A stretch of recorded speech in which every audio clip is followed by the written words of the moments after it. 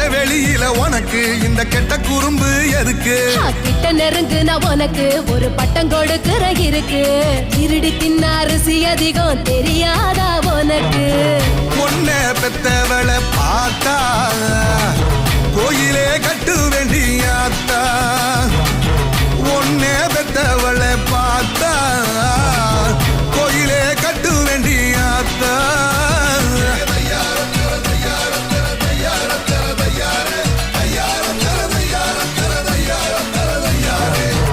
Lambadi, I say ready.